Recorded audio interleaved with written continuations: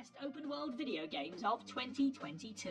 Number 10. Forza Horizon 5. Racing games and driving sims might not be in everyone's wheelhouse, but it's not controversial to say that the genre tends to be at the cusp of realistic graphics. Whilst the game originally released at the back end of 2021, Forza Horizon 5 has continued to impress and hold dominance over the genre this year with its updates, the latest of which adds ray tracing, as if it needed to be any prettier. With a map that is 50% larger than the last game, there's a lot to see as you barrel around the fictionalized version of Mexico in all of its high-res glory. The weather system is a particular highlight, creating tension and abject joy as you slide from road to dirt path in the middle of a storm. Horizon 5 has an interesting take on the progression system, throwing rally cars and high-powered supercars at the player from the get-go, rather than the standard fare of hatchbacks and Ford Focuses. Because, at the end of the day, if you're going to sell a player on your game in the first 15 minutes, give them a very fast toy to zip around your Mayan temples and watch them fill with glee instantly. It's hardly going to emotionally enrapture you with a great story, but it's impossible to deny how good Forza Horizon 5 feels to play.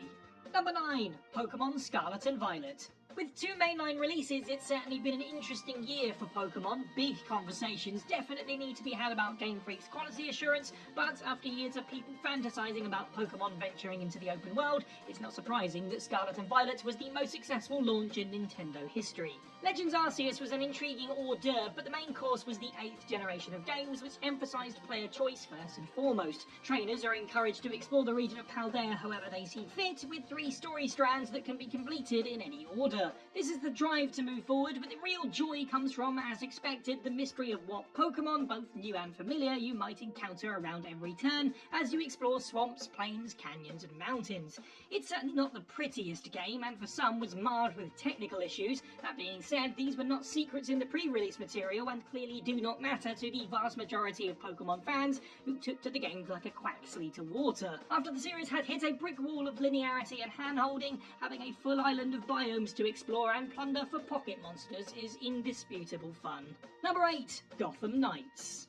A spiritual successor to the wonderful Batman Arkham series, Gotham Knights was going to struggle to move outside of the bat-shaped shadow of such a beloved franchise, whatever it did. Still, allowing players to don the masks of 4 different heroes and explore more of Gotham than ever before was at least worth getting excited about. Some of the coolest moments of Gotham Knights come from the emergent combat situations, flying into crimes and striking down the ne'er-do-wells that are in the process of a heist or whatever else. What's interesting is that these events play out independently of your action. When you choose to strike is crucial, as you can leave it too late and the freaks will get away. On the flip side, if you stop a crime and return later, the world doesn't just move on, you'll see Gotham News Network reporting on the events. It's really cool to have an impact on the world in this way, but ultimately Gotham Knights' reliance on loot boxes and a lack of variety in its side content means that the excitement sort of peters off. Still, that doesn't mean you can't have fun flying around Gotham doing hero things for a little while. Number 7. Xenoblade Chronicles 3. Open world and JRPG are not exactly two terms that have been bedfellows for a long time. Japanese role-playing games have largely resisted the urge of a massive world in favour of a more curated series of locations that serve their narrative. But if there's one series that's flying the flag for it, then it's certainly Xenoblade Chronicles. These large-scale explorative maps have been part of the franchise's identity since the first game, and every title since has just improved exponentially upon the state of the last. Now at the point of Xenoblade Chronicles 3, Monolith Soft have hit their stride.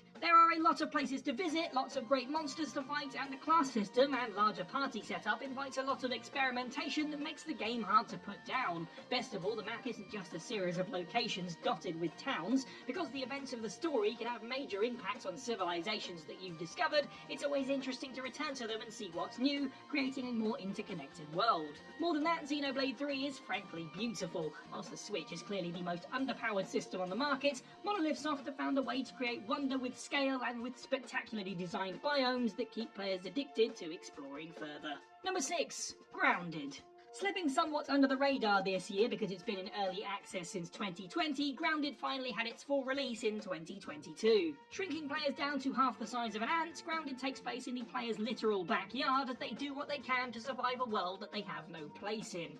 Of course, the game certainly gets points for novelty, and there's lots of cool twists on the survival genre using the premise. Hunger and thirst are satiated with water droplets and bug meat, and players defend themselves by crafting weapons out of sticks and rocks. More than that though, Grounded has a very interesting ecosystem that the player becomes a part of the more they play. Of course, apex predators like spiders will attack on sight and should be avoided, but other insects can be harvested, lead players to resources, and have some pretty interesting AI depending on player action. Obsidian Entertainment's wealth of experience gives Grounded a wonderful sense of charm, and all jokes aside, a unique sense of scale about its open world and its inhabitants. For a genre littered with large-scale maps, towers, and often gargantuan enemies, Grounded goes the other way completely with a small personal affair and is all the better for it. Number 5. Sonic Frontiers. Pokemon coming to the open world seemed like an inevitable conclusion, and whilst last year's Halo Infinite was a surprise in some ways, it made a lot of sense. For Sonic the Hedgehog, known primarily for going right in 2D or forwards in 3D very fast, it was a head-scratcher. Then again, Sonic Team's philosophy seems to be try anything once. Wearing its influences very clearly on its sleeve, Sonic Frontiers takes the serenity of Breath of the Wild's Hyrule and uses it as part of its own strange alien world. There's a real sense of unknown in Frontiers map, whilst the architecture, floating platforms, and rails clearly are there to necessitate gameplay, they certainly add to the mood. The best thing about Sonic Frontiers is the freedom, the ability to go fast to your heart's content, and perhaps even more importantly, to tailor that speed to your own comfort in the options by tweaking Sonic's acceleration and top speed. What appeared to be a rather plain and empty open world at first makes a lot of sense when you're moving at great speed, flying from one sandbox of platforms to another.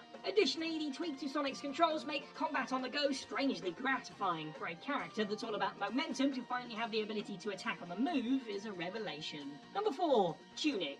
The definition of open world is a little bit vague. Some may picture the bustling city of Grand Theft Auto 5, others may visualise Ezio Auditore climbing a tower to a vantage point, and the older guard still might picture Link travelling through Hyrule for the very first time.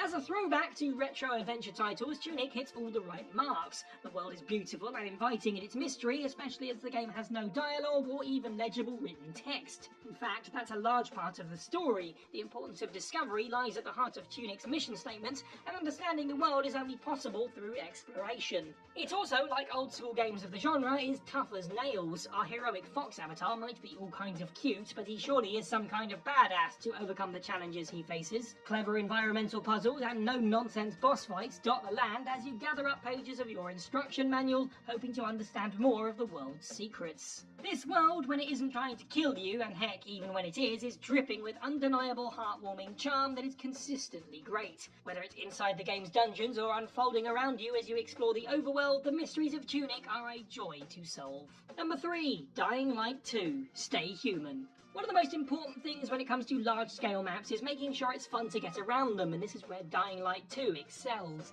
Techland programmed in about 3,000 different parkour animations for players getting around at some speed, and the grappling hook and paraglider make moving around the zombie-infested city of Haran one of its most Moorish aspects. Whilst the first game was already fluid, Dying Light 2 is smooth like silk, especially as the game requires you to spend a lot of time in the air between rooftops. The floor of the city teems with zombies at night and bandits by day. Within buildings, your zombie infection meter rises fast, and sprinting between points of UV light to stave off your infection keeps the game moving at a great pace. Dying Light 2's biggest fault is that it was released as a bit of a mess of bugs at launch, which broke up the game's enjoyment rather strongly. Thankfully, these have been patched out to leave only the good parts: zombie killing, rooftop running, and quick decision making. What lets Dying Light claw out of its grave to the higher end of this list is its co-op, which allows 4 players to easily drop in and out of the city together and do all of the above as part of an elite zombie slaying crew. Number 2. Elden Ring. One of the most anticipated games in recent memory, there was a lot of goodwill riding on Elden Ring to be a success. Taking the From Software formula into a more expansive direction diluted the precision of previous games, or in fact overwhelmed new players. Elden Ring is not a survival horror game by any measure, but it does elicit the same feelings of "I love this, but I also don't want to be here." The lands between are a gorgeous place with a prevailing atmosphere of oppression and danger that persists throughout. Every new area summons feelings of intrigue as well as a fear of the unknown, as your doom could be lurking around any corner. The most important thing the game does, however, is do away with some expected parts of the open world blueprint. A lack of a quest log sounds worrisome at first, but instead helps players craft their own Elden Ring journey. Without a checklist of quests to do, exploration takes a more prominent seat, which is great because the lands between is huge and crammed with secrets. Moreover, it allows the player to determine what's important to their own adventure, once they stop dying to the fire giants, that is. Number 1. Horizon Forbidden West. If photo mode wasn't a standardised feature in most games these days, then Horizon would have to popularise it, as both games' worlds are like walking through the most amazing postcards. From the gorgeous leaf-strewn autumnal vibes of Forbidden West's tutorial area out into the wider world, it's pretty impossible not to play through the game and not gape at the majesty of it, especially as it runs flawlessly with no loading screens. To create a world taken back by nature 1,000 years in the future and populated by animal-shaped machines sounds like high fantasy, but it's possible that there is no more believable world in gaming. Horizon's attention to detail in every one of its vistas is astounding, and the communities that exist within it are believable. Forests that hide puzzles to complete,